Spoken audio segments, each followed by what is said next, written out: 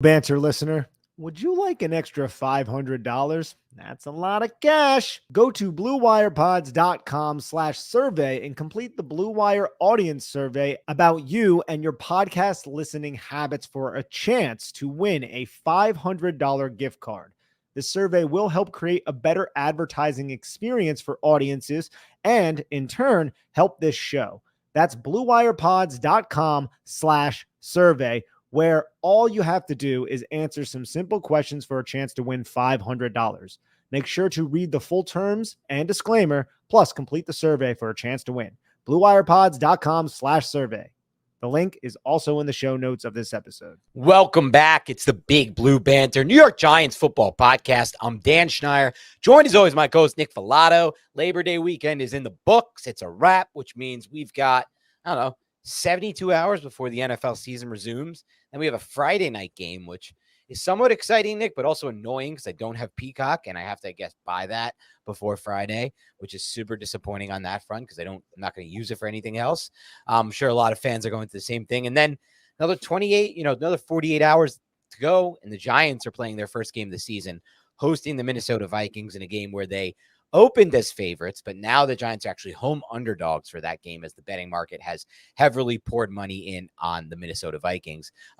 Really important game. Nick, the Giants have won just one of their last 7 home openers, which is a wild stat that I didn't know until I looked today. It was that Titans win 2 years ago when the Titans missed that field goal at the end of the game and Giants went for 2-point conversion. Brian Daboll's first game as head coach. It set the tone for the season. I don't think it's a surprise that was like their one winning season in the last 7, I think is what it was. So these first games matter. They mean a lot. We saw last year the Giants got their ass kicked by the Cowboys 40-0. The entire season was an epic disaster versus expectation. So I'm very excited for this first game, Nick. We're going to do preview of the game later this week. This is not that. What we're doing today is this. We're looking at the offensive side of the ball. We're going position by position, player by player, and breaking down the best case scenario for the Giants offense in 2024. If everything hits right, this is a variance play. We're looking at the top of the scale, the bottom of the scale. We're going to see what happens today if the top of the scale hits for the Giants in each regard and what that means and what kind of ceiling that could have. So, Nick, where on the offensive side of the ball would you like to start?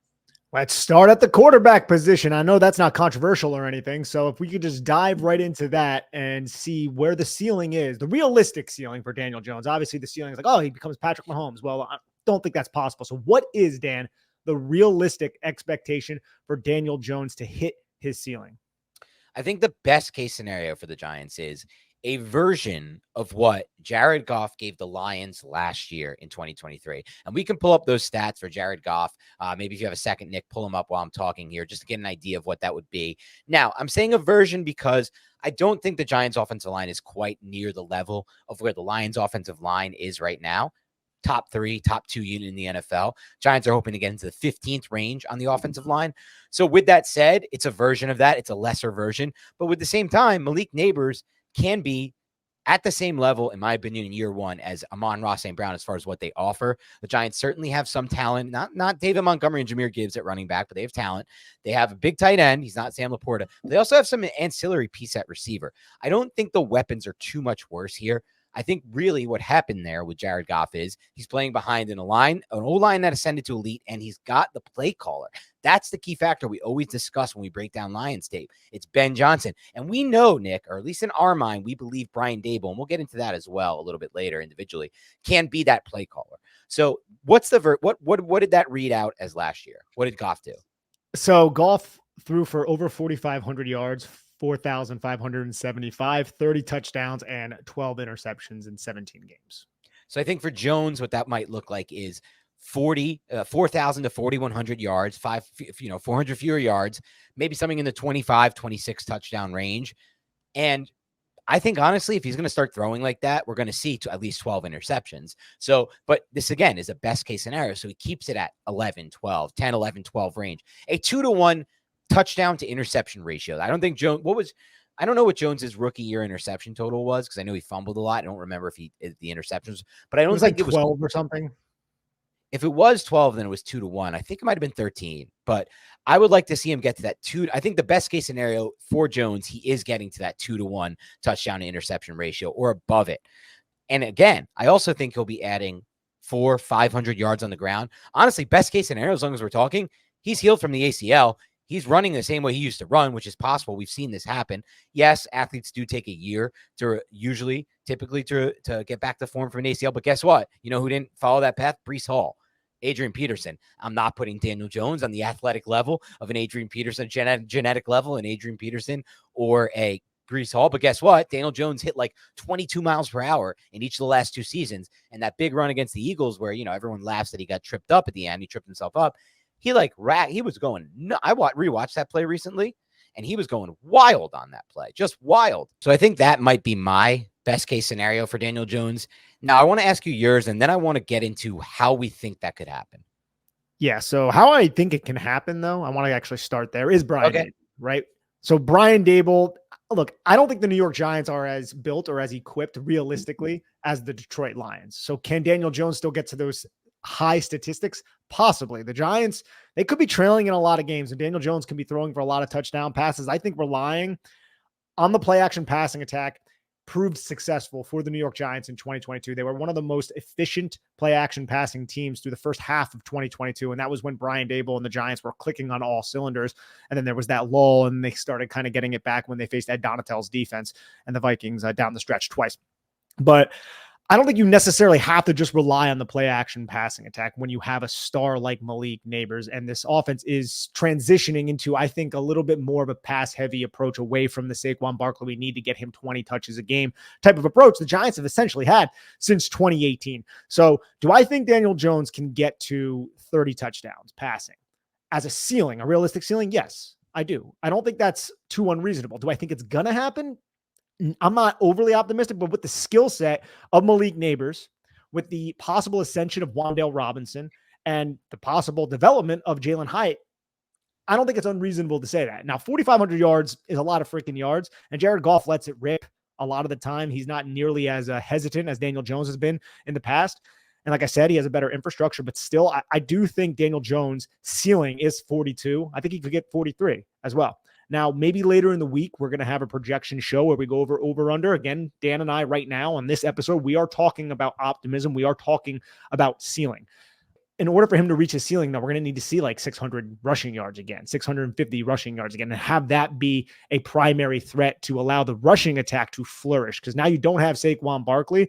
And I think if you have that dual threat of Daniel Jones and Devin Singletary or Tyrone Tracy or Eric Gray, or whatever the hell you have back there, with Daniel Jones keeping that backside pursuit defender in place, because every time they go into his own read, they have to account for Daniel Jones. I think that can really allow the rushing attack to have one less defender to worry about. And the rushing attack should just be better off the fact that there's an offensive line that can open up holes with Jermaine Illuminor, John Runyon Jr., Greg Van Roten, Andrew Thomas, and John Michael Schmitz.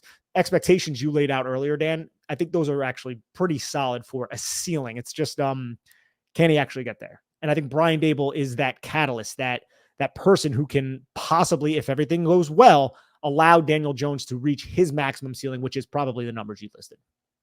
Yeah, and we'll see if that happens. Now, I like that yours is a bit bolder with 30 passing touchdowns as a possibility for a ceiling. And I'll say this, Nick, if Daniel Jones does hit 30 passing touchdowns, and what'd you say, Goff had what, 35, did you say for Goff, or 30?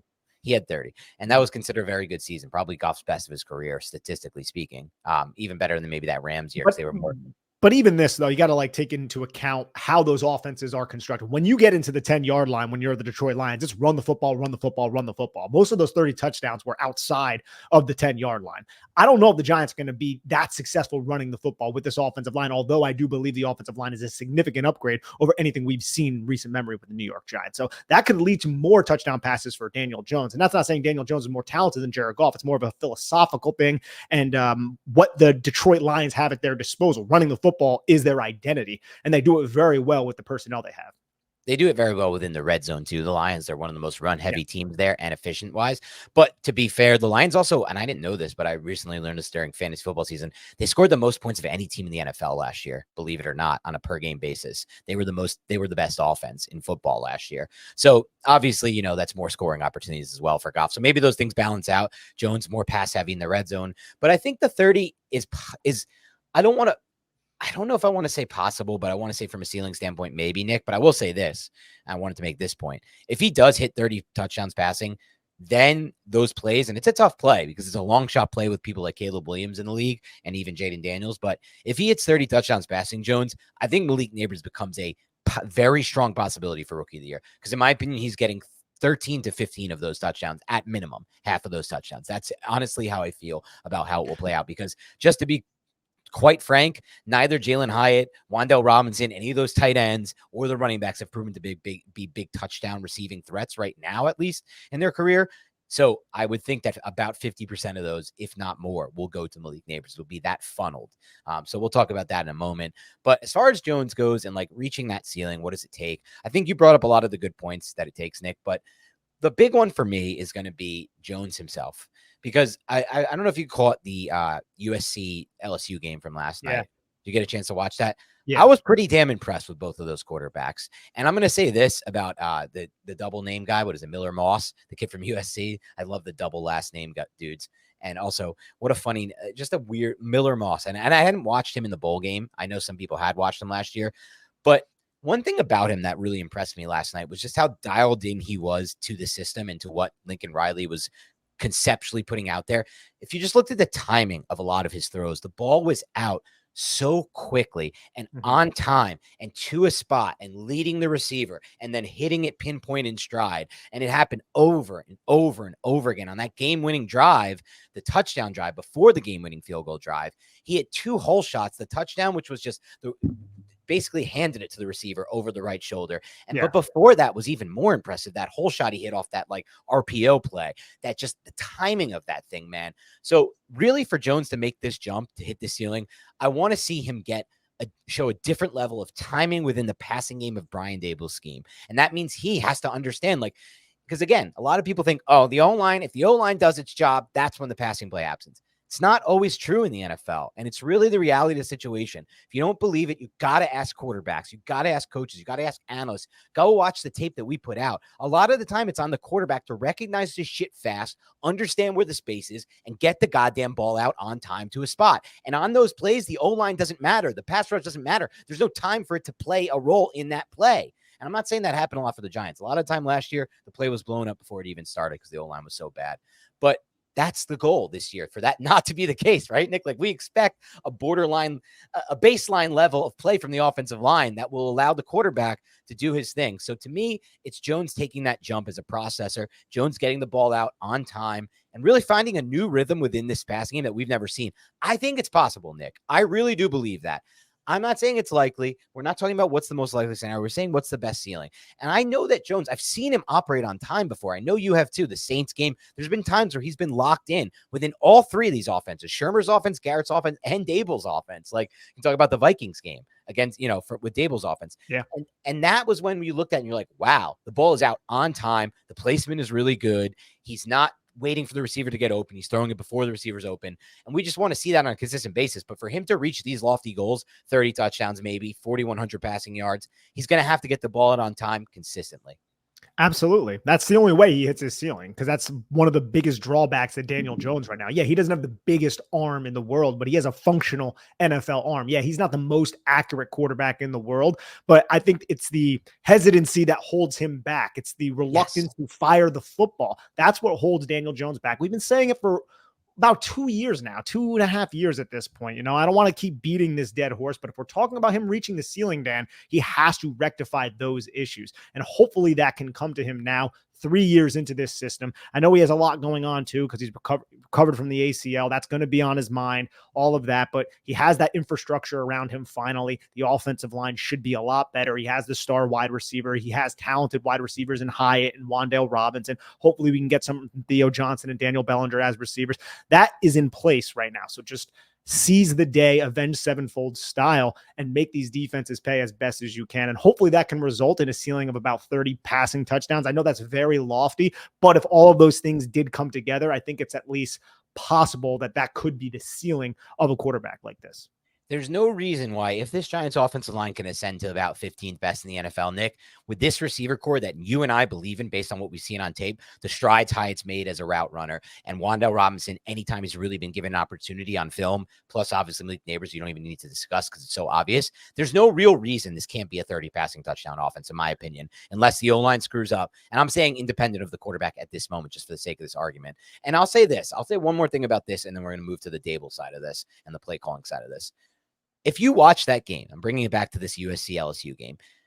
If you look at Miller, Mason, I'm calling him Mason Miller, the closer on the A's. If you look at Miller Moss, he's not really big, Nick, doesn't have a huge frame, doesn't really have much mobility, doesn't really have a huge arm. So why was he able to kind of throw for 350 and carve up the defense with a game-winning touchdown drive and then a game-winning field goal drive with an amazing hole shot throw? It's because of his timing. It's because of his anticipation. It's all because of that. You can negate so much shit as a quarterback. If you just know where to go with the football, you get it out fast, and you lead it into space instead of waiting for the receiver to get open. It's worth everything. So the fact that you said, Nick, that Jones has struggled with this for 2.5 years, I'd make the case he struggled with this his entire career as an NFL quarterback and his entire career as a college quarterback. I didn't say that he didn't. I know you're not saying that. I know, but I know a lot. We've been acknowledging it as a reality that yes. I'm not saying you, but I'm saying a lot of people have not made that case until recently, and it's kind of been some. But Jones is one of 6 quarterbacks in NFL history to start his first 3 seasons of an NFL career with a negative EPA. I saw the stat from Warren Sharp the other day. It was like Jones, 4 other busts, and Sam Darnold. And so it's not like this is something that just popped up in Daboll's system and it's tricked him and he can't get the ball out fast, or that, Garrett kind of took it out of him. The Shermer year was very misremembered. It was a negative EPA year. He piled up stats against bad teams. This is something, and then the Duke games, you could just see it on film. This is something he has to literally take a step forward as a quarterback. That's what Nick and I have been saying. And this is why we really need to see it this year. And this is it, because obviously the weapons are in place, but I do think it's possible, man. I really do, because I've seen it from him. Just again, it's the little bits of it, and we need like the long stretches of it. Yeah, we need a nice long stretches from Daniel Jones. So you want to transition right now to Brian Daboll and how Brian Daboll could possibly allow Daniel Jones to access this as the play caller. We just got to go back to what Brian Daboll was able to do in Buffalo with Josh Allen. And Josh Allen, it's a different quarterback. We understand that, but he was able to open up that offense and find success through the passing attack, through a variety of different rushing schemes, which we've seen so far through training camp.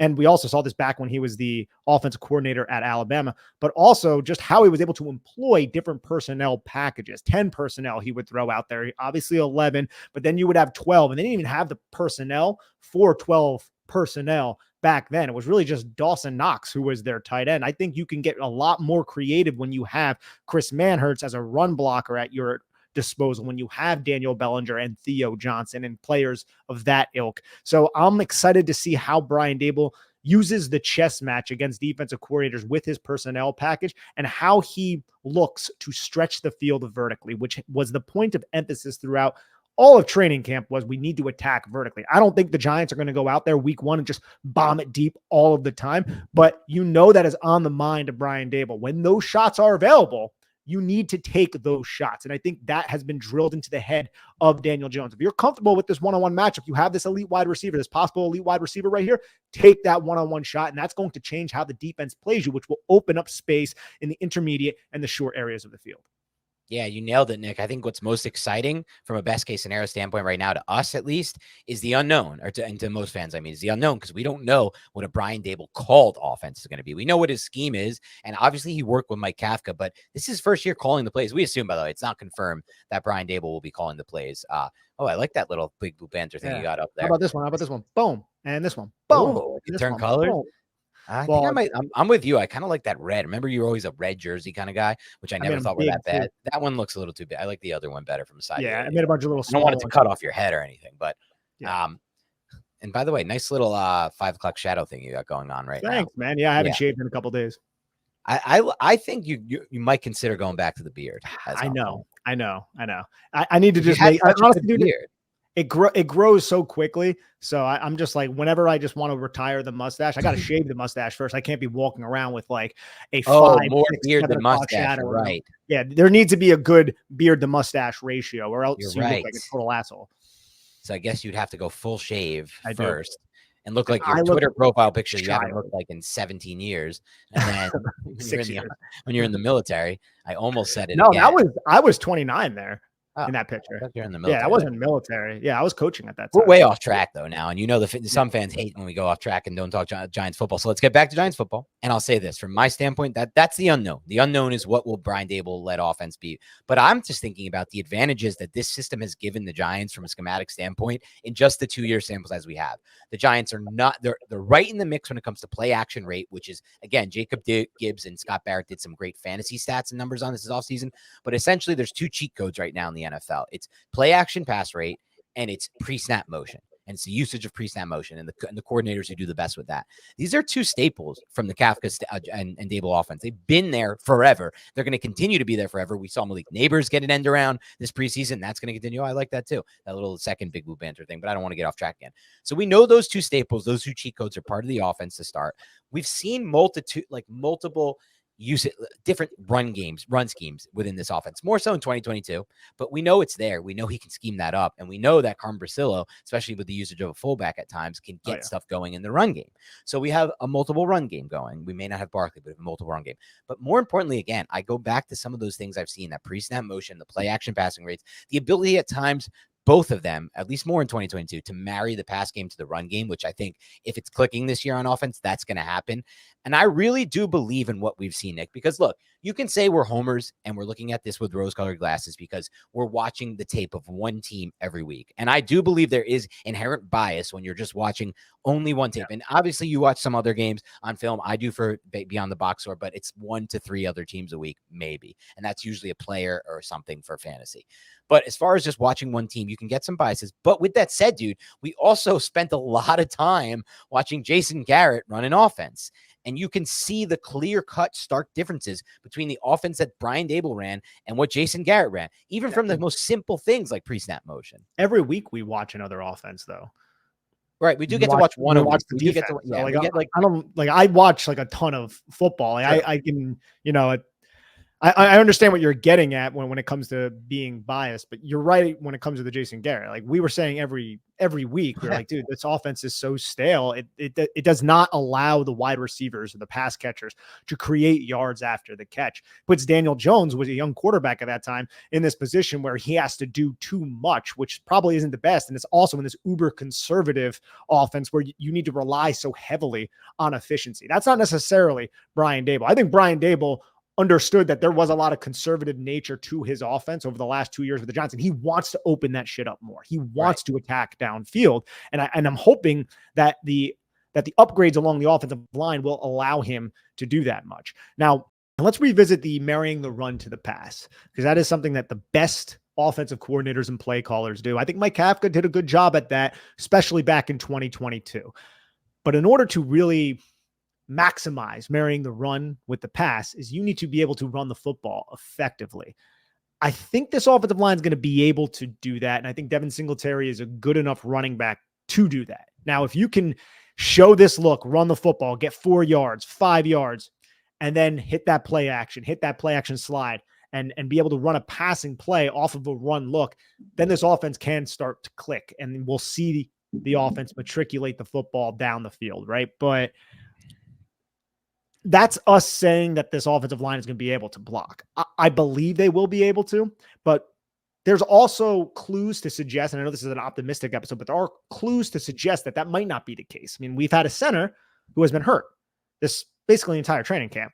We signed a 34-year-old off the street and we're like, yeah, plug him in. He's going to be fine. I think he will be okay. I'm more optimistic than I thought I would be with that situation, but if week 4 comes around and the Giants average like 60, 70 yards rushing in those first 3 games, we're going to look back and be like, JMS was hurt. He looks like crap out there. We signed a 34-year-old. Evan Neal, where is he? Josh, you know what I mean? So there are points of reservation there when it comes to the rushing attack. But if we're talking about the optimistic view of things and what I actually do think is plausible, I think they will be better than what we have seen, and the Giants should be able to run the football against average run defenses in the NFL. What do you think about that? Okay, we'll get into this now. I'm gonna then circle back quickly to the play caller and then do offensive line because that's a big discussion for us. But I'm actually at the point, Nick, where I'm more optimistic about the pass blocking than the run blocking this year, which is not typical for most Giants fans at where they're at right now. I think the run blocking may not be what we want it to be. Now, they could try to get diverse with their run scheme. Manhurts will help at times. They use a fullback, it'll help at times. But I'm not quite there yet with Runyon, JMS, and I do like, I actually weirdly feel the best about Van Roten in the run Which game. is weird, right? Yeah. Since they just signed him off like the last 2 weeks. Like, it's crazy. But like JMS, Runyon, I'm not quite there yet. Andrew Thomas, I think, is going to be a bigger weapon than he's been in a while because he's healthy now in the run game. Then Illuminor, I'm not quite there yet. I'm more high on Illuminor as a pass blocker than a run blocker at this moment. Now, I think there's wrinkles they're going to add. Like I posted about this before we dropped this podcast. I'm excited to see them use Evan Neal as a 6th offensive lineman this year. And I think if they don't do that, they're just losing money. That's printing money to put him on the field that eligible, tight end, O-line, whatever it's called. Put him next to Andrew Thomas and like watch him work a double team. Because I just went back and watched some of his clips from the Jets game. Again, like the passing game, it is what it is. He was pretty damn good in the run game. Like there was a rep where it was a double team, but he really did a good job, I thought, of just getting off the snap and driving and using just his massive body. And like if you're next to Andrew Thomas, Neal and Thomas, I think they're going to be able to execute some really good goal line double teams and short yardage situations. So there's bits and pieces of the run game. And again, Manhurts is a good example of what I like. But overall, I think the Giants might need to be a team that's going to be heavy pass first this year. Heavy pass first is going to be interesting, and we could bring that back to Brian Daboll. Now, yes. We talked a lot about Brian Daboll, what we want to see. I think we're going to see a lot of that pre-snap motion, a lot of giving Malik Neighbors free releases off the line of scrimmage, especially in week 1 against Minnesota. We'll get into this a little bit later in the week when we bring a guest on to talk about the Minnesota Vikings, but they're not going to allow Stephon Gilmore to get up in the face of Malik Neighbors and press him too frequently. Can you imagine? Now, if Brian Flores, who loves to run press, Brian Flores does a lot of unique stuff. I've already watched Vikings film. I'm coming out with a piece on Big Blue View about it shortly. Nice. Brian Flores has been very progressive with how he is employing his blitz structures, how he's using zone coverage, how he's putting 6 guys on the line of scrimmage. Last year, I think the Vikings led the NFL they definitely led the NFL in blitzing, but they also led the NFL in 3-man rushes, which I felt was very unique. Do you remember the game? I don't want to cut you off, but no, you're good. You're good about this for a second. Do you remember the game? It was an island game, either Thursday or Monday against San Fran, Minnesota San Fran last year, Viking San Fran. I just remember that game being the best game plan I saw against Brock Purdy since Brock Purdy made it to the NFL. Wait. Okay, so this was the game where, so I remember Brock Purdy was a 3-man rush actually, and Brock Purdy was a stunt. Tried to roll out to his left, and then Danielle Hunter, I think it was, just gobbled him up, and the ball flew out, and I think Metellus picked it up. I think it was a forced fumble. Right, and that goes to your point, though, because like other coordinators who have the reputation of a Brian Flores, great example, Wink Martindale, tried to disrupt Brock Purdy by blitzing him a lot, and it didn't work at all because Brock Purdy is actually so good of a processor. That's a bad game plan. But Flores had a different game plan for Purdy, and it worked really well. So Flores, I can't speak specifically to the Purdy point because I haven't watched that tape yet, but I know when it came to the differences between Flores and Wink Martindale last season, Flores used a lot more zone coverage while crowding the line of scrimmage, whereas Wink Martindale would try to run man. So that's a big difference when you're rushing 6+ and then you're just going man, or rushing 6+ and then dropping into these zones in the shallow half while also confusing the protection. No. That's the similar point. That scares me. Flores. Yeah. That's a similar point about Martindale and Flores, though, is they just try to manipulate the crap out of the protection package. And you'll see like 3 offensive linemen blocking some nobody, and then a one-on-one matchup with Brian Burns or a one-on-one matchup with Dexter Lawrence, if this were obviously somebody coaching the Giants defense. So it's going to be interesting. I think there's going to be exploitable elements to Brian Flores' defense, but this isn't the preview show, so we can circle back to Brian Daboll. I do think Brian Daboll is very adept at finding those differences, though, and exploiting those differences. It's just that, are the Giants talented enough to seize the opportunity when those differences manifest, right? Because the coaches can put the players in the position to have success, to succeed, but sometimes the players don't always execute. I'm telling you, man, we're going to see screens. We're going to see those tight end screens. We're going to be seeing some unique formations with 12 personnel against this team. I'm excited to watch week 1, but I'm mostly excited to see how Brian Daboll adapts to the Giants offensive personnel as the play caller while still being the head coach. I love it, Nick, because I know some people made a mountain out of a molehill. I think that's the correct way the correct phrasing. I'm usually way off on this, which is basically typical of like anything that goes on in Giants Twitter. It just turns from a molehill into a mountain. But, they made a big deal out of like the quarterback school, the JT O'Sullivan breakdown of the Giants preseason game against the Texans. He did Daniel Jones film, and he was kind of getting hard on the offensive scheme.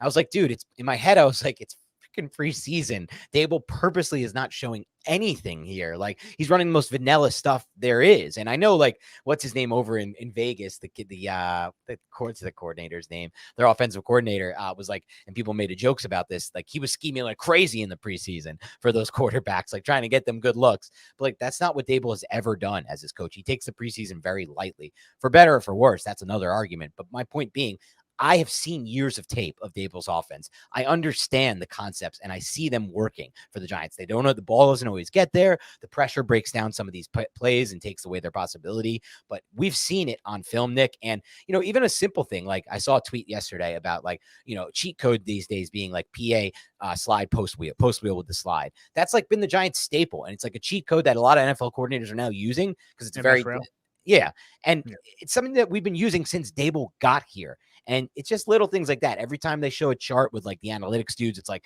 Giants pass rate in neutral situations, their second down passer. All these things are like advanced. They're good. They're where you want to be. Their Giants are actually top 8 on a chart or top 10 on a chart. Because you know those charts that usually go around Twitter. It's like, just look to the bottom and there's the Giants or whoever it is talking about whatever player on the Giants. But like, these are the ones they've been good in from a coaching standpoint. So I feel like the Daboll Kafka situation, they're giving the Giants a true advantage from a schematic standpoint. And I don't think we're being homers about that, but who knows?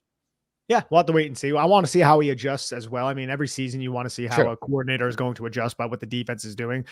Last year, I'm willing to give him a pass. People be like, oh, that's homerish, but it's like the personnel was so bad. Like Marcus McKeithen was your starting guard. Josh Azudu was your starting left tackle. You had to sign Justin Pugh off the street. Like there was a lot. And Justin Pugh was one of their best offensive linemen too. There were a lot of issues with last year's team, but in 2022, we did see some, I believe, some unique adjustments to take advantage of defenses. And a lot of them was just kind of simple though, too, especially in that middle chunk of the season. It was just like, run the football, stupid. They can't stop you. So they just gave the ball to Saquon Barkley 36 times against the Texans.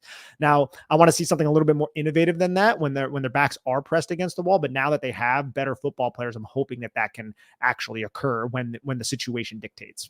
And that'll happen, by the way. Like, coaches are not stupid. They are trying to coach to win the games. Like in that Texans game, the game flow was obvious. The Texans could not move the ball. Was it Davis Mills at that point? Or what? Yeah. I think it was like it's Davis Mills. Like the Texans cannot move the ball. Why are we going to throw it? Let's just give it to Barkley. They had one big play. It was that Slayton play where just Slayton like housed it from 52. And that was like all they needed to win that football game. And so we'll still see that, obviously, if the Giants defense is playing the way it could possibly play.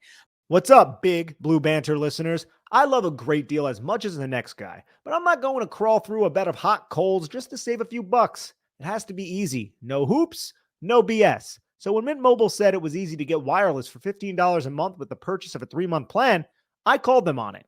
Turns out, it really is that easy to get wireless for $15 a month. And all of Mint Mobile's plans come with high-speed data and unlimited talk and text delivered on the nation's largest 5G network. You can use your own phone with any Mint Mobile plan and bring your phone number along with all of your existing contacts. To get this new customer offer and your new 3-month premium wireless plan for just $15 a month, go to mintmobile.com/BBB. That's mintmobile.com/BBB. Cut your wireless bill to $15 a month at mintmobile.com/BBB. $45 upfront payment required, equivalent to $15 a month. New customers on first 3-month plan only. Speed slower above 40 gigabytes on unlimited plan. Additional taxes, fees, and restrictions apply. See Mint Mobile for details. But let's move to the offensive line now. Okay, so here's I'll set the stage. Here's the Giants offensive line. Okay, we're going into this year with Illuminor instead of Neal at right tackle. Runyon instead of Ben Bredesen, who beat out Josh Azudu, or I think Azudu was hurt, whatever the situation was. I don't even remember. It was so sad last year. Ben Bredesen, who, let's be honest, I know he might start for Tampa this year. I don't really consider him to be a starting NFL player. He was okay at times, but some of that film was not great. Unfortunately, he was one of the better Giants offensive linemen. That's not a compliment, though. That's not a compliment. No. Right. And then the other side, which I'm now forgetting, was just as it was Mark Lewinsky to start the year. Yeah. It's like with that interior offensive line, there's just such a low ceiling in my mind, at least. Lewinsky, an older vet, Bredesen, a maxed out player. JMS is still back at center. But the difference between having Runyon and Van Roten there within this offensive scheme, I know it sounds crazy. We're talking about two guys that were like, one was a mid-tier free agent signing. The other was a end of free agency kind of signing. But man, it's just so much more difficult for me to not find upside in that projection. In addition to obviously having a Luminor at right tackle, who's already looked pretty competent, both in his time last season over a long sample size of the Raiders, year before that, and then this preseason and training camp. A healthy Andrew Thomas, which Giants only had for one series last year, one freaking series, better offensive line coach, and then a little bit of a steady drumbeat. This is the stage. Training camp, things started out pretty good. Joint practices, things continued pretty good. Preseason, until that final game, which was just not their starters, things looked pretty good. So that's the stage. That's the foundation. Now, obviously, there's downside, but I want you to talk to the upside. Yeah, so the downside is just we're the New York Giants. We cover the New York Giants, and the Giants have seemingly upgraded their offensive line in the past, and then it just blew up in their face. Now, it's hard for me to look at the Giants' 2024 offensive line, go back and look at the 2023 offensive line, and not realistically say every position was upgraded. Andrew Thomas, hopefully, now obviously he's healthy, has another year under his belt. JMS, another year under his belt, and then Runyon, Illuminor, and Van Roten are all an upgrade over all the players that the Giants started in 2023. So you've upgraded across the board. I think it was like Mark Lewinsky, I think, surrendered 8 pressures in week 1, and Evan Neal surrendered 9. So you're talking about like 17 pressures just from the right side of Daniel Jones's line against the Dallas Cowboys in week 1 last season. So it's difficult to not be an upgrade when you poured assets into that offensive line. Now, how much of an upgrade will it be over the 2022 offensive line and how they played in 2022? I think it's still going to be a significant upgrade because we were excited about Evan Neal. We thought there were going to be rookie bumps. There were. We didn't think it would be probably as catastrophically bad as it was in 2022. Mark Lewinsky was Mark Lewinsky. Wasn't anything great, better as a run blocker than he was a pass protector. But again, man, if we're talking about upside here, it's just give your quarterback 2.5 seconds to throw the football and allow him to step up in the pocket, stop the twist game from going into the interior parts of the pocket, and allow Daniel Jones's eyes to focus downfield rather than at pressure coming at him. Just act as a wall for long enough to allow him to either get rid of the football or step up and run. If you have to surrender sacks, keep it below 3 in a game, like if it has to come down to that, make sure that the Giants are upholding the integrity of a damn pocket. Because that's something that the Giants haven't done in God knows how long at this point. And I think the integrity of the pocket starts in the interior. I've always been a believer in that. That's something I remember during the Eli Manning days and years. They would always talk. I'd listen to Kevin Gilbride and he'd be like, look, for this type of quarterback, and it really goes for all quarterbacks, the integrity of the interior offensive line is actually the most important thing. Because a great quarterback, Nick, and this, again, is our best case scenario. We're expecting Jones to get there, or saying in this scenario he does. A great quarterback can navigate exterior pressure, but no quarterback can navigate interior pressure. It disrupts every single play. It forces you to roll right, cut off half the field, and the play is almost always dead at that point, except for the really special quarterbacks like the Mahomes types. So that's the key there. Now, I'll say this. I'll ask you to put a number on both things. The first being, in the best case scenario, okay, is Brian Daboll, you can just go yes or no on this, a top 5 play caller this year? No. I'm saying yes. I do honestly believe that in the best case scenario. Now, there's obviously a lot of guys, McDaniel, Shanahan, so maybe it's in that, but I think he could be right up there with them. I've seen it from the tape we watched with Buffalo. I even felt like at times, during that stage with Buffalo, Josh Allen wasn't as where he needed to be yet as a quarterback. There were times where I felt like Daboll bailed him out a little bit. Obviously, he's progressed as a quarterback since then, though some people think he's kind of regressing. I don't agree with those people. I just think they don't understand like how difficult it is to play quarterback at times, and like what he's doing is really good. But I think he can get to that level. So I think we're talking about, and of course, this would be dependent on Daniel Jones. Like, and that's also ceiling too, is what it's the ceiling, right? Yeah, it's the best case scenario, because I've seen it with Josh Allen. That was the best case scenario. But of course, Brian Daboll's not going to look like a good play caller if Daniel Jones is not moving his eyes and not getting the ball out on time and throwing with anticipation. No one can look good as a play caller if your quarterback isn't throwing with anticipation. But what would go ahead. I was going to say, one of the reasons why I said no so emphatically, it's not disrespectful towards Daboll. It's just, there are so many good play callers. Like anybody from the Shanahan tree, you have the Zach Taylor, Sean McVay tree, you have Andy Reid. So there's just a lot. And I think there's a lot of some I respect more than others, by the way. I don't really respect Zach Taylor at all. No, I get it, but like he comes from the Sean McVay right. tree, right? And then you'll have Callahan, who's now with the Titans. I'm wondering how he's I'm not putting him in that conversation, but there's a lot of young coordinators who I'm excited about. Slowick, we saw what he did with the Texans. I think Ben Grubb up in Seattle could be a real surprise. So That's more so the reason why. But you can like name 5 off the bat with McDaniel, Shanahan, McVay, Reed. You can just LaFleur. kind of go right through LaFleur. Like there's a lot, dude. Well, LaFleur did with Jordan Love last year was absolutely phenomenal to watch. When people have shown me breakdowns, and I watched the Giants game and a few others, like that was a quarterback who had very limited NFL starts. And to this ties into the Daboll and the offensive line, and we kind of touched on this, but I just kind of want to flat out say it. And I'm not equivocating here. I wasn't equivocating before. I just want to be blunt about it. I want the protections to be sound. That's something that we need. We brought up, hey, keep the integrity of the pocket intact, pick up twists, pick up stunts. Make sure those running backs are where they need to be. Those tight ends are where they need to be when you're in 6, 7-man protections. There are times where the Giants went into 7-man protections, 8-man protections with 2 routes running. Now, was that a product of the offensive line? Was that just the play call? It's probably a product of the offensive line, a little bit more than just the play call. But I want those protections to account for what the defense is trying to do and not have these free rushers running directly in at Daniel Jones. Now, we haven't seen a ton of that. A lot of the times you get a free rusher. Last year, Evan Neal got blamed for one against Daniel Jones. No, Daniel Jones got blamed for not accounting for an edge rusher that Miami sent him, but it was just Evan Neal not getting the call. I remember because you saw like all the offensive linemen patting themselves on the ass, and Evan Neal just didn't take the guy that he was supposed to take. That happened sometimes. It was just a miscommunication in a road game. But last year was more so guys just getting beat so badly. So I don't think Daboll or the Giants offense have been terrible at accounting for these blitzes, but I want that to be really secure this season, to really have the protection of the New York Giants be solidified so Daniel Jones can operate to his ceiling. You're right, because we've seen too many games where the Giants can't pick up a stunt or there's issues from a communication standpoint. And I will say this, as far as steady drumbeats go, Nick, the communication looked a lot better this preseason and training camp and joint practices. It looked like the stunts, they've been terrible. Not to cut you off, but I was meaning like the free rushers, but the stunts have been absolutely terrible. Yes. Yeah. Oh, yeah. Oh, you're saying, I see what you're saying. Yeah. Like the DB coming in, like I want that tackle or have the running back get that him. Standpoint. Yeah. To me, that it's tough because you don't know. Like I remember, no one really knows truly whose responsibility that is. I feel like, at least from our standpoint, it depends on the offensive line call. Yeah, it depends on the offensive line call. Also, some offenses are reliant on the quarterback setting those types of protections and understand that, but others are relying on the center. I know the Giants, Mike Kafka said this in one of those Twitter spaces last offseason. He's like, the center calls the protections for this offense. So, that's it's a lot of moving factors there.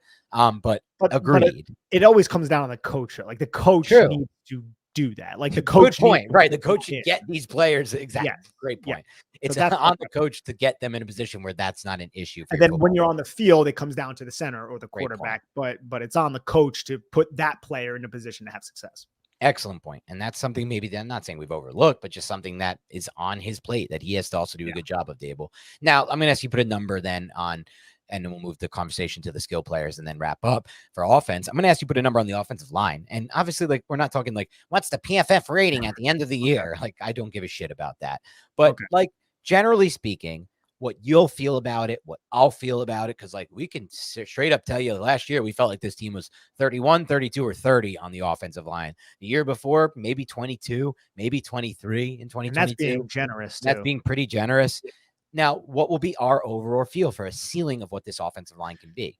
Ceiling 12th, I think. I think realistic, you're talking about 16th, I think is fine. But I think look, man, the Giants, like, people want to be very negative, and I completely understand that, but the Giants have one of the best left tackles. That's one of the most important positions in sports. And the Giants have one of the best ones. And you drafted a center in the second round. Now, it doesn't seem too optimistic right now with the injury, but he's a talented enough player the Giants believed in, and they added a bunch of assets. And even if they suffer injuries, you have competent contingency plans. So 10th could be a ceiling that I don't even think is completely outlandish or unreasonable, but I'm going to settle in at 12. And that would be a massive difference from anything we've seen recently.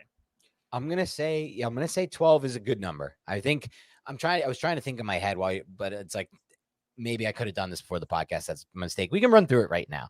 Is there any chance the Giants can be better than the Eagles offense line? No. So that's one. No. Dallas, I'm going to say fully healthy, obviously. Fully healthy. Yeah, fully healthy both sides. Yeah, I'm going to say Dallas, no. So that's 2 teams. Washington, they can easily beat out.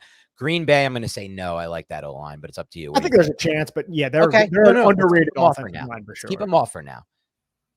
Chicago, they can beat out. Yeah. Lions, no chance. Vikings, can they beat out Vikings? Vikings They have a some talent. deceptively good offensive line, I know. but I think you could if you're talking about ceiling. Let's say ceiling. So, Yeah. oh no, we don't include them. Okay. Falcons. That's a really good O-line. I'm going to say no for Falcons. I'm going to put them in the no category. Bucks, they can beat out. Bucks have had injuries. They do have worse. It's a very similar situation. I think it's a better offensive line than last season because they drafted Graham Barton. I think they made a couple additions. Yes. But it's still possible from a ceiling standpoint. So that's 4 teams that are impossible so far. Carolina, they can obviously beat out. And then Saints, they can obviously beat out. Seattle, they can beat out. San Fran, that's such a weird one because it's so scheme based. I feel like they don't even have that good of an O-line. I'm gonna say no if Trent Williams plays, but that's is he playing? What's going on there? The rest of their O-line has been just like getting worse and worse and worse throughout the years, though. Like, yeah, that's a good point. I'll give them. I'm going to say one between the Rams and them because the Rams O-line is wildly underrated right now, especially within that scheme. So I'm going to say 1 there, 5. Moving on to the other thing, the Jets. That could go downhill, but I think the Jets are going to actually be a good O-line this year. I'm not going to put them because it go downhill. Dolphins, no, even though the scheme hides it a lot of time. Bills, they can beat out the Bills. The Bills, that's not an elite O-line. Patriots, obviously. Then you get to the next conference. The Ravens O-line's actually got a lot of doubters this year. I think they can be better in a ceiling, better than the Steelers offensive line, which has been horrible this preseason, even though they drafted a ton of talent. Bengals, they can be better than. Bengals O-line wasn't that good last year. Browns, I'm going to say no. That's 6 teams. Yeah. Okay, next division. Houston, they can be better than. Indianapolis, they can be better than. Jacksonville, they can be better than. Tennessee, they can be better than, even though some of them have talent, blah, blah, blah. Yeah, Houston's talented. Yeah. But they can still be better in a ceiling scenario, the Giants. That's 6. Chiefs, I would say they're going to be better almost no matter what. They have so much. That O-line is unreal. Yeah. Creed Humphreys, right? It's just across the board, even though they have some warts at tackle still. Finally, the Raiders and then the Chargers. They can be better than both. So there's really only 17. Realistically, like the ceiling scenario is if everything clicks, they could be, an 8th, 9th best O-line. And if Carmen Bursillo can be significantly better than Bobby Johnson, like I'm not saying he's going to be. Or how about this, Nick? But if Carmen Bursillo can just do what he did last year, but with working with a lot more talent than he did with the Raiders, he's got 2 of his dudes already in Van Roten and Illuminor. He didn't have Andrew Thomas last year. Colton Miller's an pretty good player. He's not Andrew Thomas level. He's nowhere near Andrew Thomas level. And Runyon, JMS should be better than what he had there. So and that was what? The Raiders were the 13th, 14th, 12th best O-line last year, probably. So I do think it's possible, and it's crazy to say as a Giants fan, but I do feel like the ceiling is maybe a little higher than even we expect and maybe than it's ever been. It just sounds wrong to say it. It sounds so homerish to say it. It does. No, it does. But that's a great point. That's a great point that you made, especially about Bursillo. And I mean, the Raiders' offensive line has outperformed expectations in the before the season expectations 2 years in a row, especially last season. So it's plausible they could do that same thing here with the young talent that Bursillo is now working with, along with Jermaine Illuminor and Greg Van Roten coming over. Throw Jakob Johnson in there too. That guy's getting cut and put to the practice squad and put up on the active roster and cut again. They've messed with him a lot. They've really messed with Jakob. We didn't even mention the Adoree Jackson signing on the podcast yet. We're going to talk about it in the defensive podcast a lot. Gotcha. Yep. Right. That's what we're saving that for. Let's go skill positions, then we'll wrap up, and we're going to go all 3 of them individually. Let's start with running backs, probably the least bullish we're going to be, but we're still going to talk about our ceiling scenario for the running back. So you give me yours, then I'll get into mine. Yeah, ceiling scenario is just the running back by committee is better than the workhorse back because there's going to be fresher legs out there for Devin Singletary and Tyrone Tracy Jr. And I think Tyrone Tracy Jr. being a true difference maker on offense is something that the Giants have not had. Now, obviously, Saquon Barkley was a true difference maker, but we're assuming that Tracy is the 1B. He is a separate entity, the Devin Singletary. It's been all Saquon Barkley. Now you have Tracy and you have that skill set and you have those receiving skills coming out of the backfield. If you look at the advanced metrics on Devin Singletary and Saquon Barkley, Devin Singletary, that he's beating Saquon Barkley in some of those statistics. Now, I think some of them are unfair with the situation that Singletary was in and the situation that Saquon Barkley was in. And Saquon Barkley is a more talented player than Devin Singletary. But I think collectively you can use these different skill sets to your advantage. And then you throw Eric Gray in there, whatever he can offer the offense as well. So if we're talking about ceiling, I think it's going to be something where you have just the slippery, decisive, nuanced nature of Devin Singletary and the explosive, athletic mismatch nightmare of Tyrone Tracy being used by Brian Daboll behind an offensive line that can run block efficiently and effectively. So that would be where I'm at there. And I don't know if you want me to put a number on like rushing yards, but just allow the offense to be capable enough to run the football so you can attack defenses with the play action passing attack and not allow them. And Malik Neighbors will not allow your offense to have these 7-8 man boxes, because there's going to be a lot of too high cloud coverage over the top of him. So I think that will also assist this rushing attack and the quote unquote downgrade that the Giants have now that Saquon Barkley is not a Giant. I think you said it best, Nick. For a Brian Daboll offense, this doesn't go for every offense. Obviously, Ben Johnson, Kyle Shanahan are different examples, Mike McDaniel. But for a Brian Daboll offense to operate at its fullest, the run opens up the pass game. So what you said is true. Be efficient enough in the run game that it can allow you to do what you want to do in the passing game. But for me, the ceiling is more individual, because I look at the NFL, and out of all the positions, with the exception of maybe interior defensive line, and I have to look back to see if this is even true, there's no position that can break out, and I mean break the F out at the NFL level, like this, with a snap of your fingers over the years, as this running back position. It doesn't matter where some of these guys were drafted, because you can look throughout NFL history over the last 10, 15 years, and obviously they don't always stay great for a while. Some of these guys fizzle out. That goes for every running back, by the way. Only the truly elite special Hall of Famers, the ones who have those 10, 15 years careers at that position, especially as we get, more into the 2020s and the 2024 range. But for that to break out, like I think Tyrone Tracy could this year, we're talking about a guy who was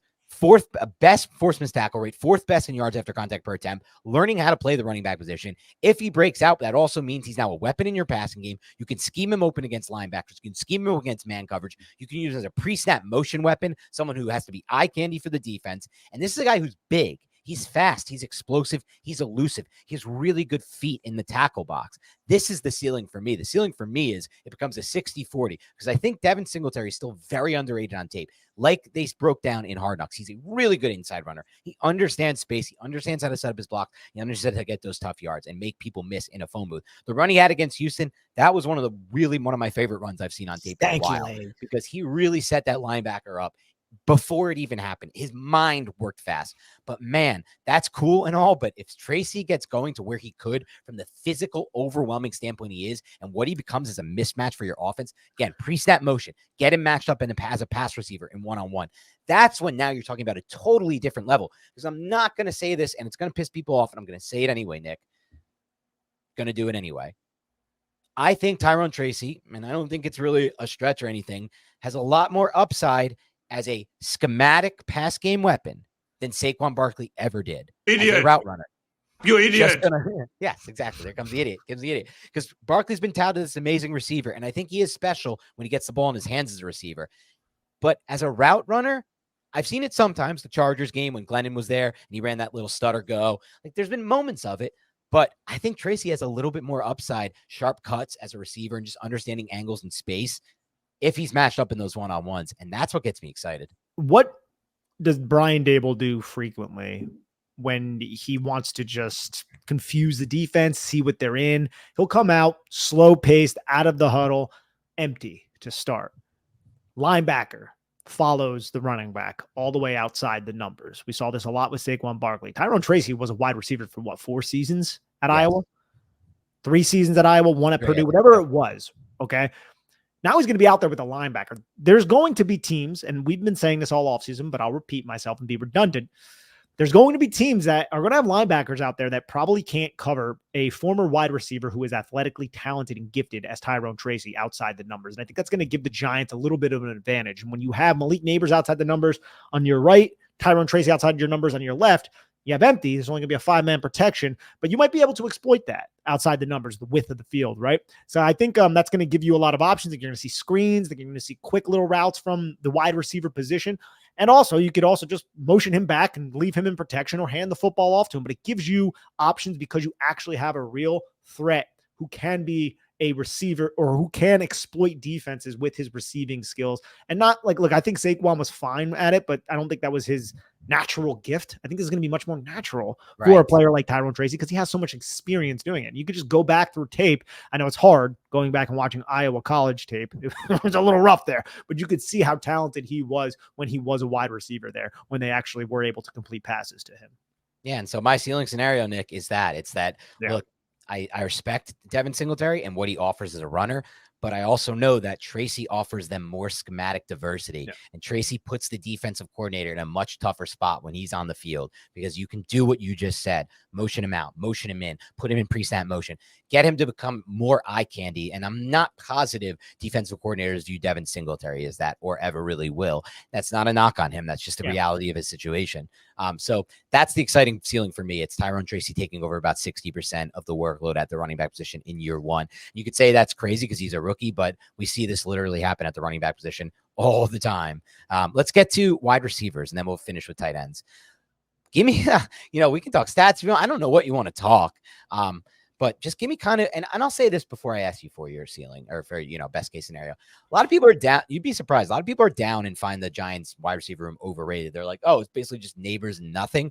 A lot of people just don't really have any thoughts of optimism when it comes. I'm not saying Giants fans, by the way. I'm saying people around, not around the team on Hyatt or Wandell a lot, because look, the stats weren't there last year. The production wasn't there last year. What is your take on this situation? I think the Giants wide receiver core is a little bit underrated.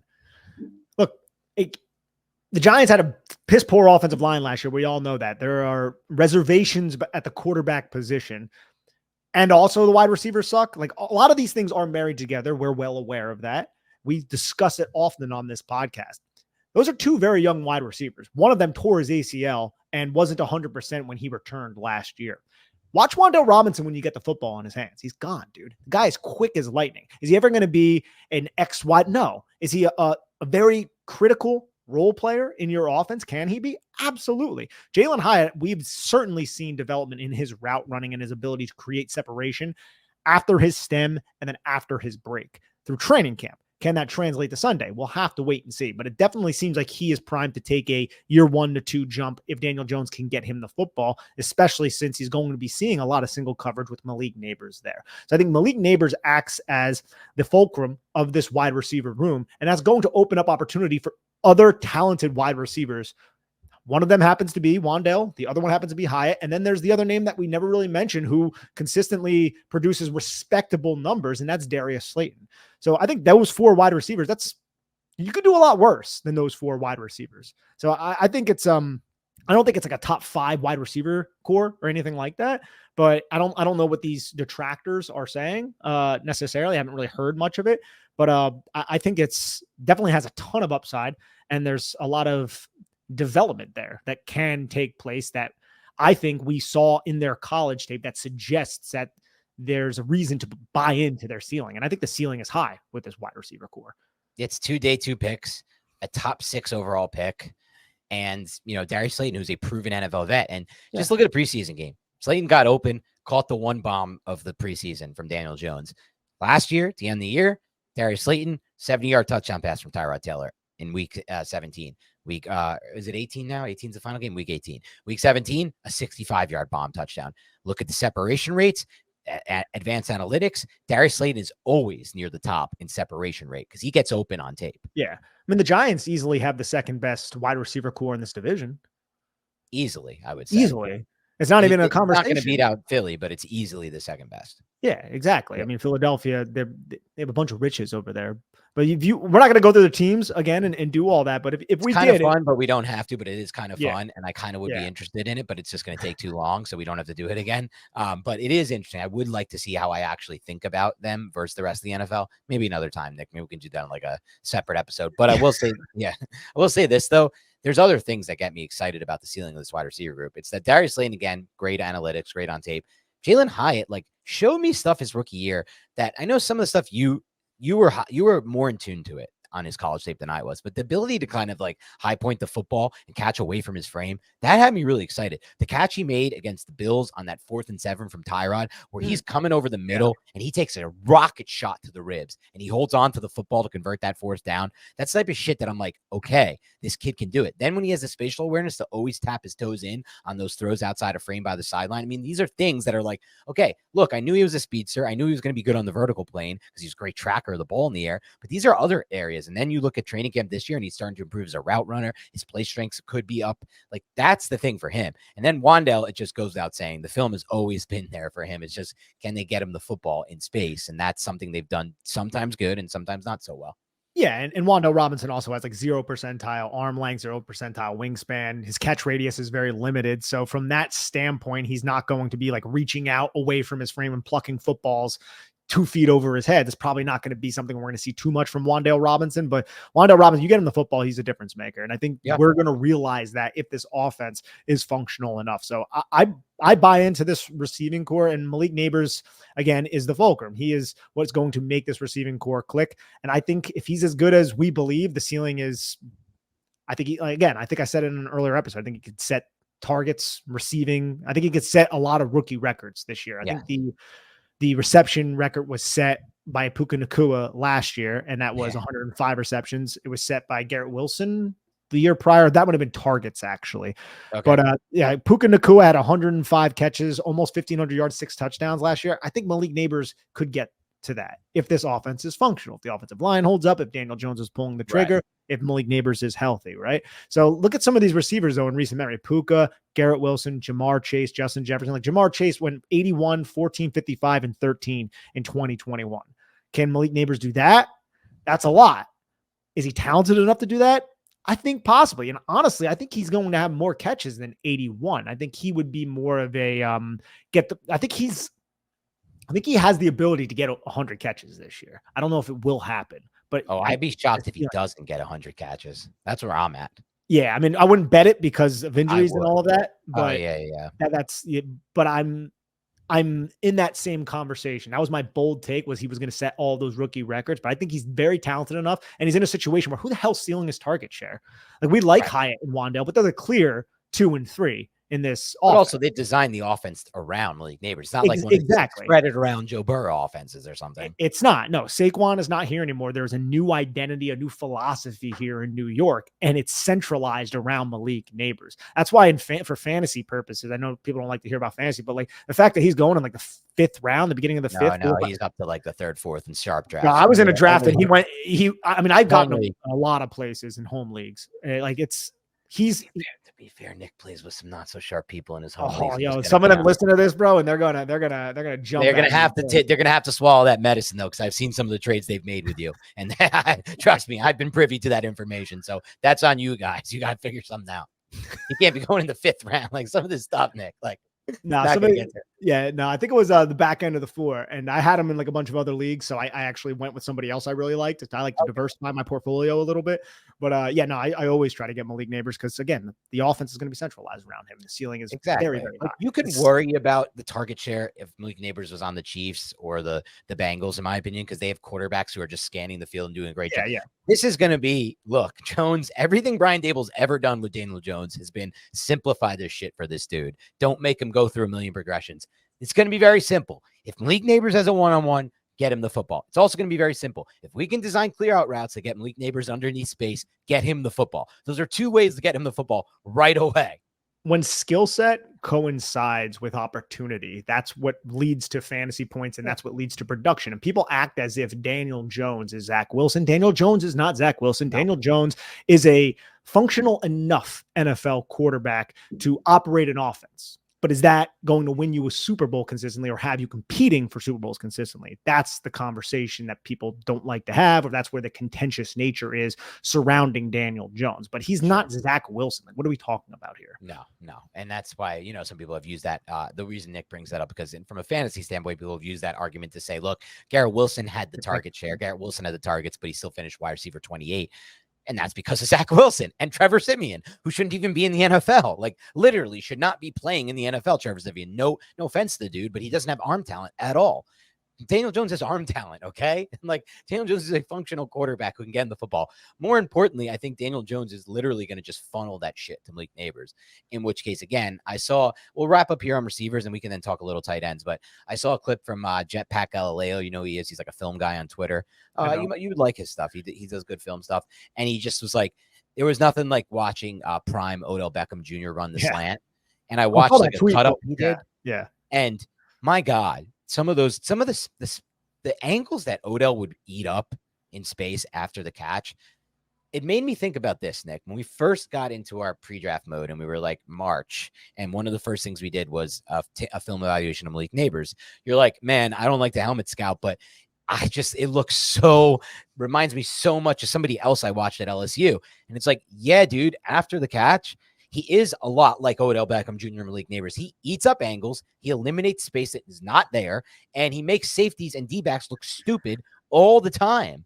Yes. So, 100%. And the one thing that we've seen through training camp and preseason so far that I don't think we doubted, but I don't think I realized how good he actually was at it, was how strong he is at the catch point. Like, I knew he was strong at the catch point, but damn, like everything he's shown through preseason and through training camp, I'm like, dude, this guy's like elite at the catch point. Because a lot of the times at LSU, it was him making people miss, and he was very tough after the catch. And it was him, making very nice body adjustments and catching the ball and winning some 50-50s, but he didn't have a ton of 50-50s. But in training camp, he's had a ton of 50-50s, and he's come down with, start calling him 80-20s, man, because he's coming down with like 80% of them.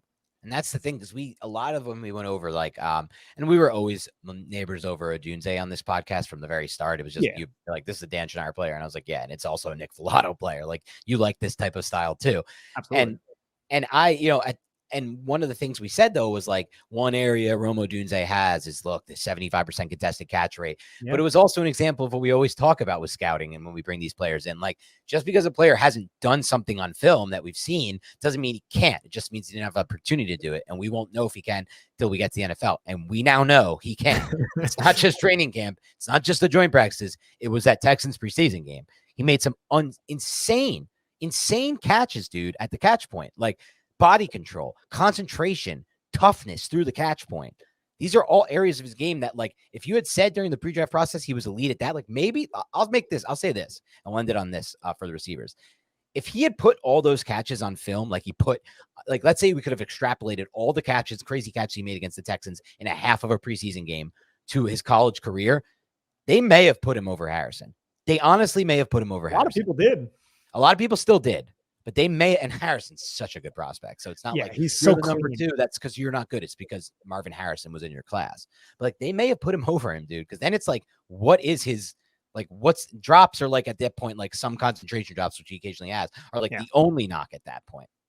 Yeah. And he's just not like massively sized. Yeah, he's like 6 foot, right? Like Marvin Harrison's like 6'4". So it's you have that physical advantage over many cornerbacks. Neighbors has it because of his athletic ability and his ability to leap, but he's not massively bigger than a lot of these cornerbacks who are going to be covering him. This offense is so much better positioned for this year with Neighbors on this team. Oh, it's crazy. Than it was last year. It's not like no running back could ever do this for me. No running back could ever make me think, like, you could be like, oh, we got Bijan Robinson. It's like, no, I wouldn't be that excited for the offense. If I could trade Malik Neighbors for Bijan Robinson right now, I think this offense would be massively downgraded, to be completely honest. A healthy, fresh Bijan Robinson, great football player. He's a running back. He's still relying on the scheme and the blocking. The receiver is going to change so much of the coverage, so much of everything. A receiver allows you to open up the rushing attack, right? Right. Like, a rushing attack can help you out, but you need those 5 offensive linemen blocking. Like Saquon Barkley in 2018 was an absolute stud. There were still plenty of times where he was met at the line of scrimmage, and it's like, dude, this guy can't really, he can't do anything, right? Exactly. No one's blocking for the poor guy, man. Remember when he played the Jets? He's like, yeah, I'm a Jet fan. That was crazy, that game. Bro, I remember the defensive philosophy of that game was just, we are going to fill every single gap with our linebackers and force the quarterback to beat us. And Daniel had a good game that game because of that. Yeah, exactly. People were like, Daniel tore up the Jets. It's like, yeah, because Saquon Barkley rushed for like -2 yards. I remember watching, I was at that game. I covered that game for 24/7.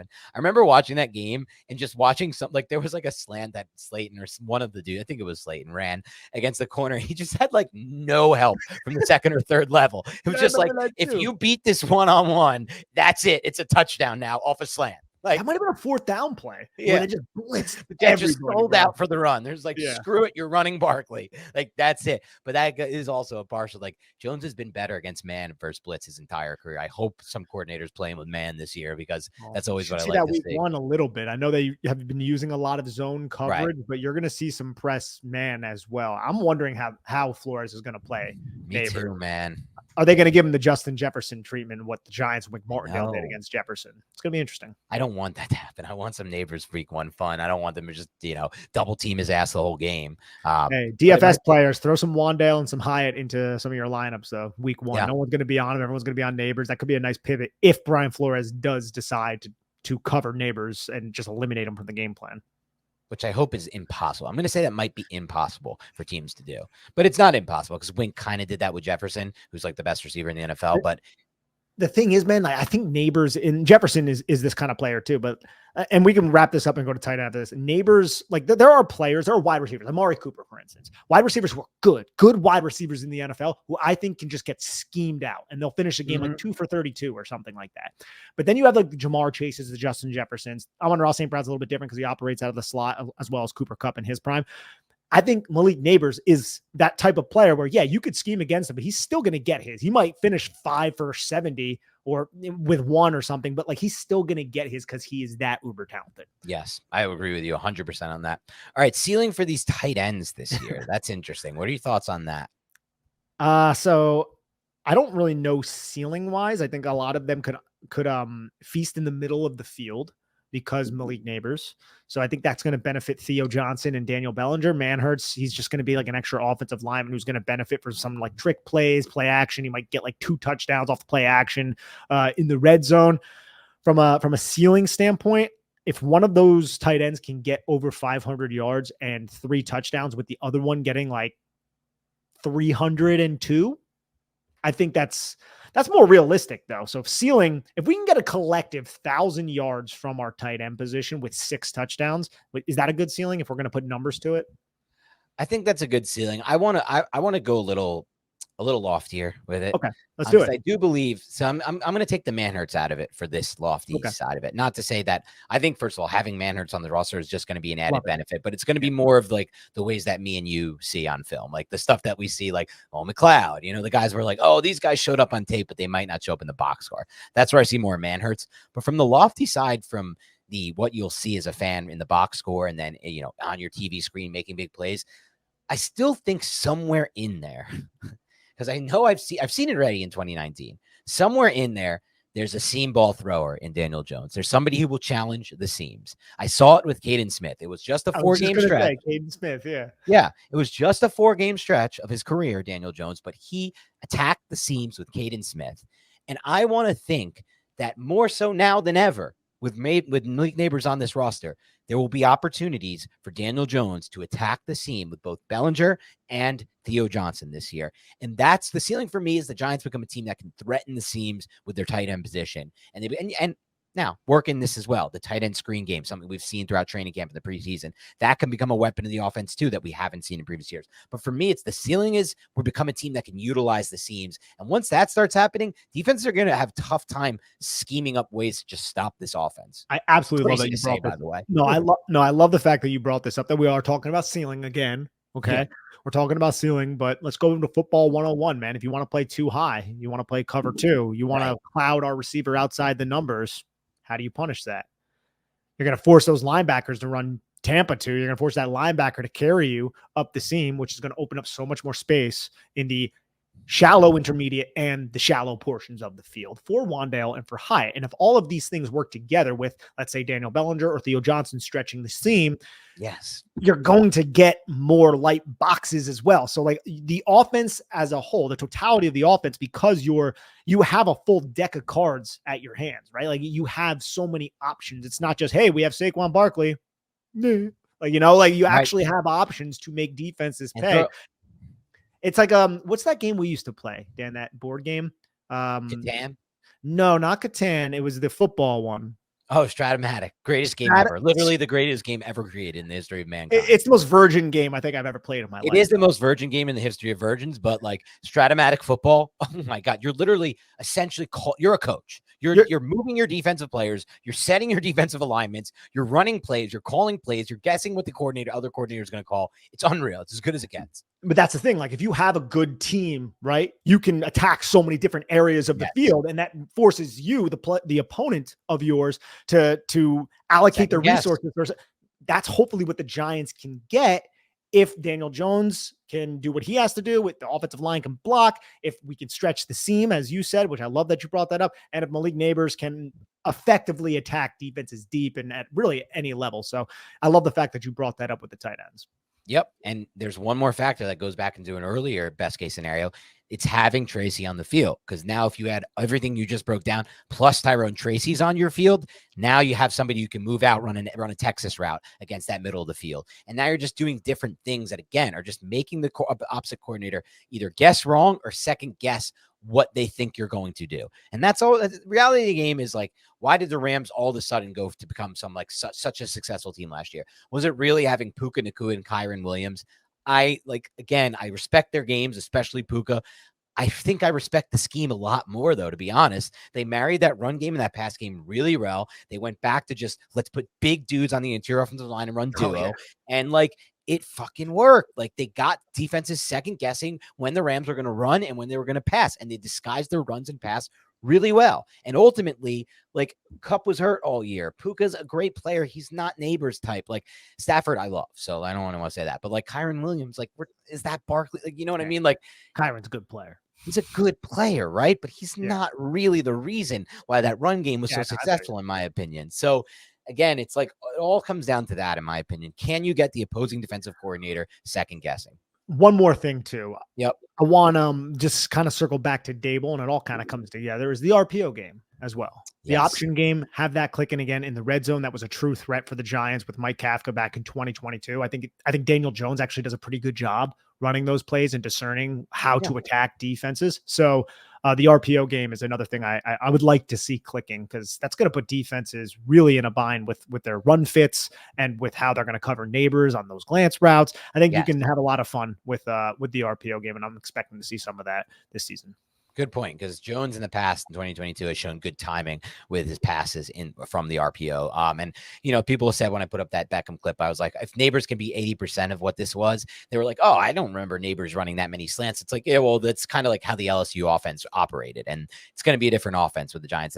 Trust me, it's one of those things we said, just because we haven't seen him really do a lot of it at the college level doesn't mean he can't. Trust me, if Neighbors is running slants, he's going to create some serious separation on those slants. Absolutely, dude. Yeah.